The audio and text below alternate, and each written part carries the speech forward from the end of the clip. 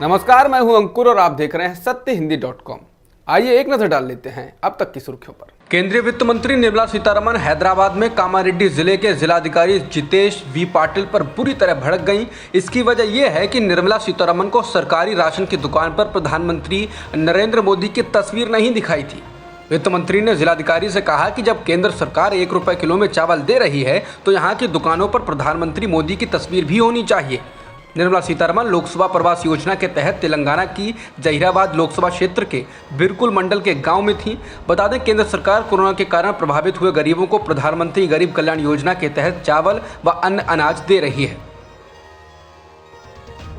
Janata Dal United यानी JDU पदाधिकारियों की बैठक 3 और 4 सितंबर को पटना स्थित मुख्यालय में कर रही है। इस बैठक में तमाम अहम राजनीतिक प्रस्ताव पास हो सकते हैं, क्योंकि जेडीयू ने बीते दिनों मुख्यमंत्री नीतीश कुमार से जुड़े कई पोस्टर लगाकर उन्हें 2024 के लोकसभा चुनाव में विपक्ष का चेहरा यानी प्रधानमंत्री के उम्मीदवार के तौर पर आगे करने की कोशिश की है।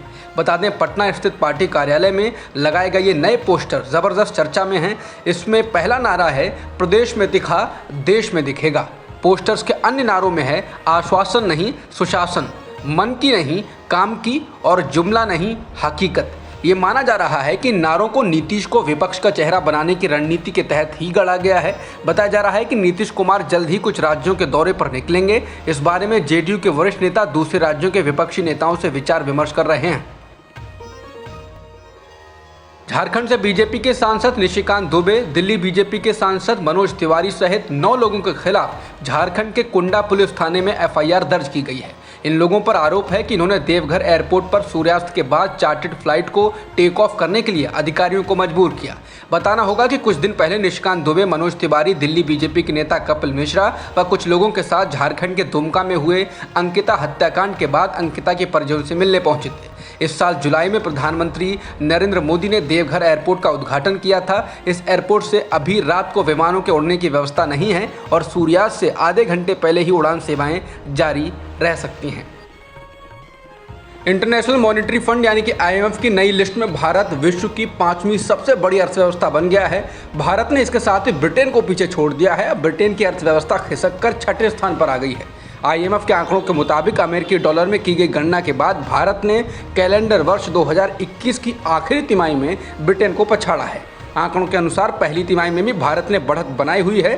भारतीय अर्थव्यवस्था का आकार नॉमिनल कैश टर्म्स में 854.7 अरब डॉलर और ब्रिटेन की 816 अरब डॉलर रहा है। भारतीय अर्थव्यवस्था के इस साल 7% बढ़ने का अनुमान लगाया गया है।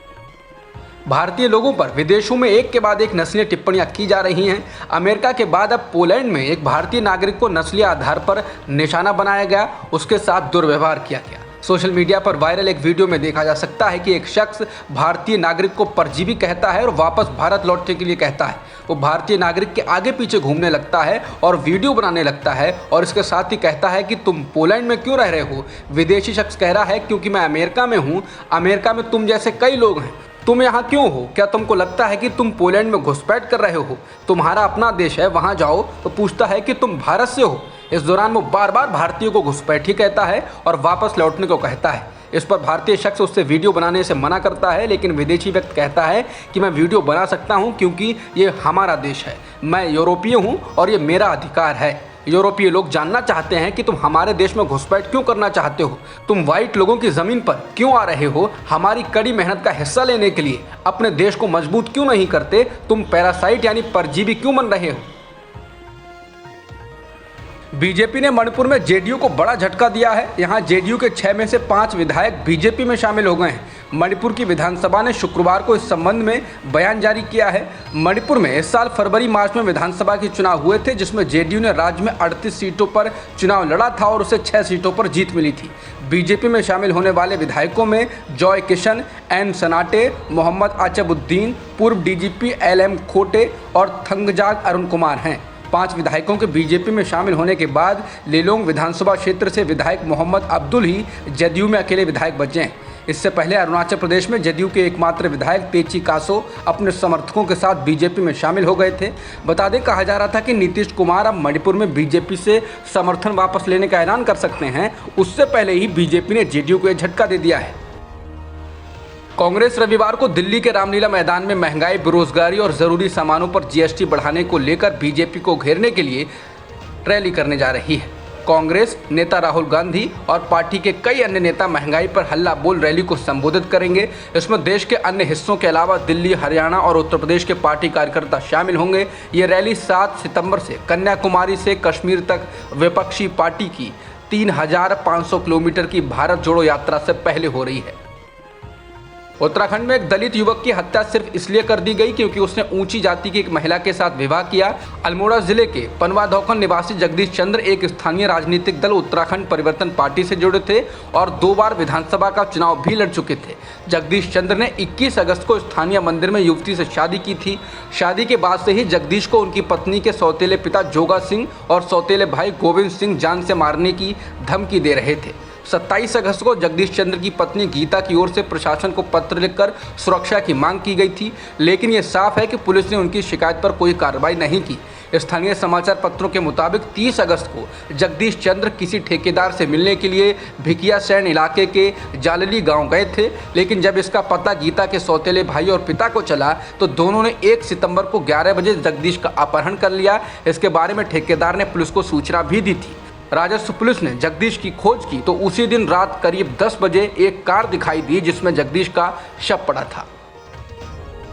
पूर्व राष्ट्रपति गोटाबाया राजपक्षे श्रीलंका लौट आए हैं। इस साल जून और जुलाई में श्रीलंका में राजपक्षे परिवार के खिलाफ हुए जबरदस्त विरोध प्रदर्शनों के बाद गोटाबाया राजपक्षे को देश छोड़कर भागना पड़ा था। श्रीलंका पहुंचने पर गोटाबाया राजपक्षे की पार्टी के नेताओं ने उनका जोरदार स्वागत किया। राजपक्षे 7 हफ्ते के बाद स्वदेश लौटे हैं। श्रीलंका छोड़कर जाने के बाद गोटाबाया राजपक्षे पहले सिंगापुर और उसके बाद थाईलैंड होते हुए बैंकॉक भी पहुंचे थे, जबकि उनके भाई और पूर्व प्रधानमंत्री महिंदा राजपक्षे के श्रीलंका छोड़ने पर वहां की सुप्रीम कोर्ट ने रोक लगा दी थी। गोटाबाया के एक और भाई और उनकी सरकार में मंत्री रहे बासिल राजपक्षे को भी देश छोड़कर जाना पड़ा था। 6 बार के यूएस ओपन चैंपियन और अमेरिकी टेनिस सुपरस्टार सेरेना विलियम्स ने टेनिस को अलविदा कह दिया है, ऐसा कहा जा रहा है। उन्होंने यूएस ओपन में शुक्रवार को अपना आखिरी मैच खेला और संन्यास ले लिया है। सेरेना ने खुद भी लगभग इसकी पुष्टि कर दी है। मैच के बाद ये सवाल पूछे जाने पर कि क्या वो फिर से टेनिस में वापसी करेंगी, सेरेना ने कहा कि मुझे ऐसा नहीं लगता, कोई नहीं जानता। मैच के बाद वो भावुक दिखी और हाथ हिलाकर उन्होंने लोगों से अलविदा कहा। उन्होंने कहा, यहाँ मौजूद हर किसी को सालों से, दशकों से मेरा समर्थन करने के लिए मैं धन्यवाद देती हूँ। मुझे यकीन नहीं होता दशक हो गए। उनसे यह पूछा गया कि वो इस हफ्ते अपने प्रदर्शन को देखते हुए क्या संन्यास के फैसले पर फिर से विचार करेंगी। इस पर सेरेना ने कहा, मैं इसमें अपने तरीके से खेल रही थी और बेहतर हो रही थी। मुझे नहीं लगता कि मैं दोबारा विचार करूंगी, लेकिन आप नहीं जानते कि आगे क्या होगा। अब तक की खबरों में इतना ही। बाकी खबरों के लिए बने रहिए सत्यहिंदी.com के साथ।